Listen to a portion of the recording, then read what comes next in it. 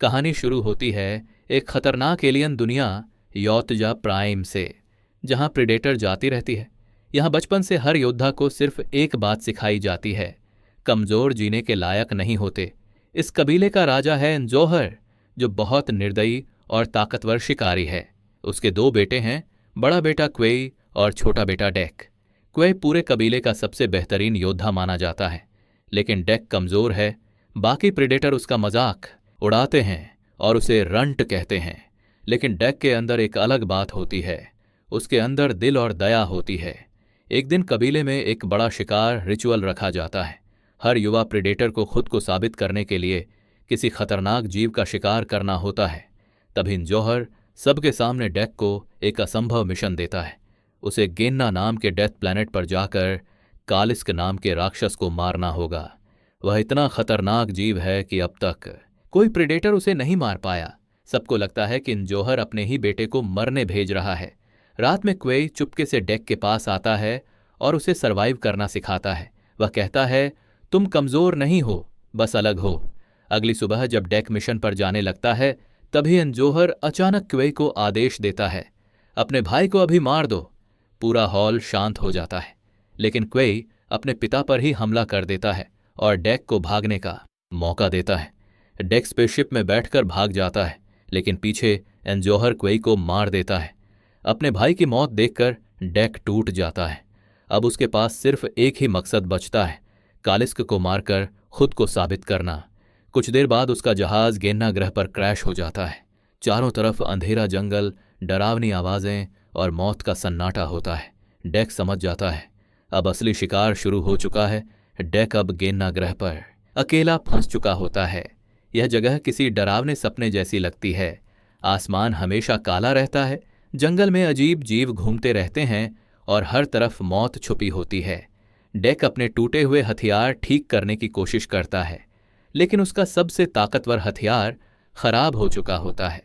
अब उसके पास सिर्फ उसका ब्लेड और उसकी समझ बचती है।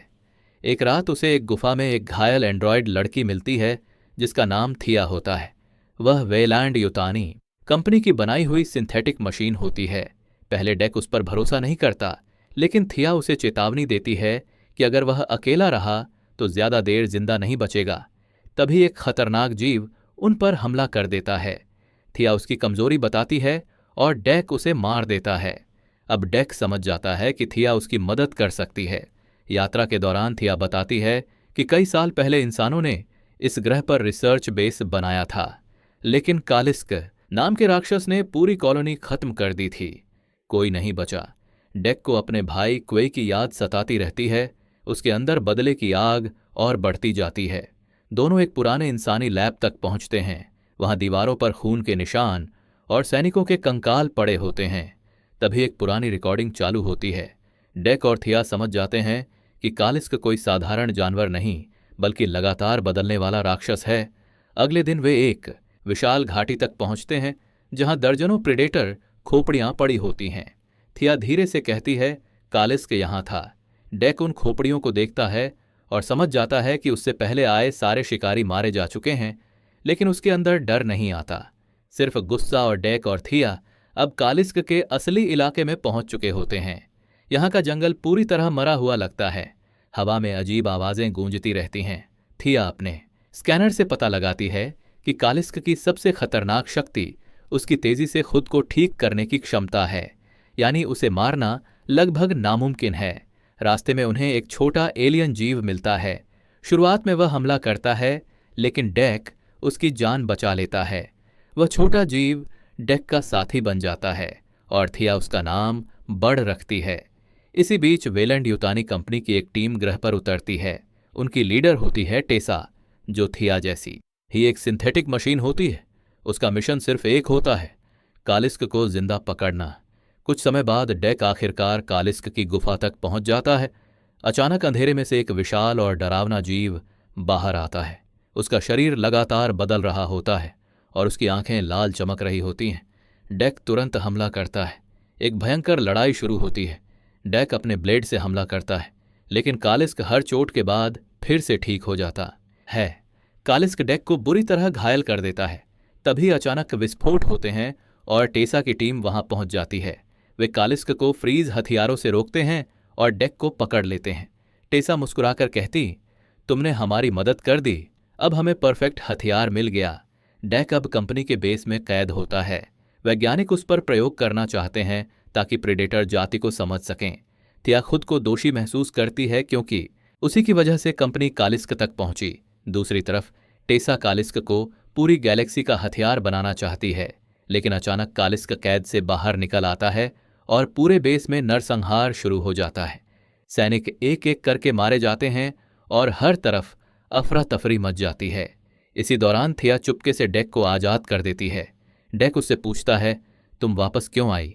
थिया जवाब देती है, क्योंकि इस बार मैंने खुद चुना। अब डेक फैसला करता है कि या तो कालिस्क मरेगा या वह खुद। उसे पता चलता है कि बड़ असल में कालिस्क का बच्चा है, इसलिए कालिस्क लगातार उनका पीछा कर रहा था।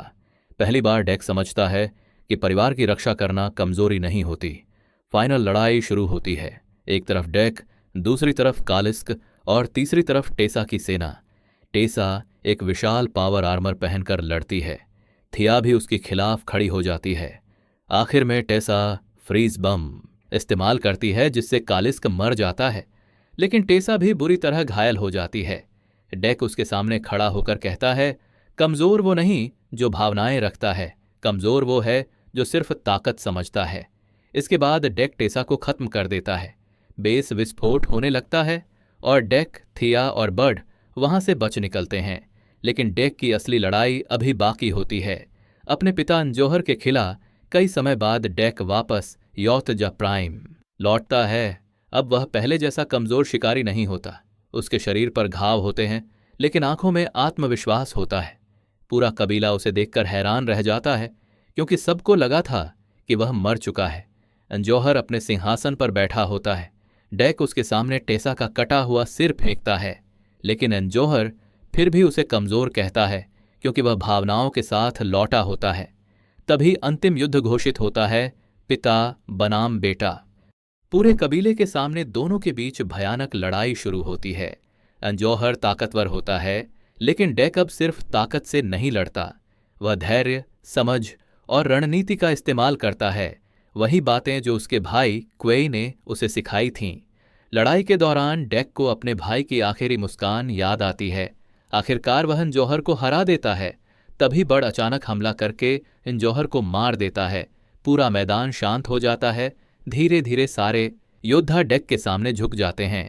डेक आखिरकार एक सच्चा शिकारी बन चुका होता है, लेकिन उसने सिर्फ दुश्मन को नहीं हराया, उसने अपने कबीले की सोच बदल दी। अब वह समझ चुका होता है कि दया और परिवार कमजोरी नहीं, बल्कि असली ताकत हैं।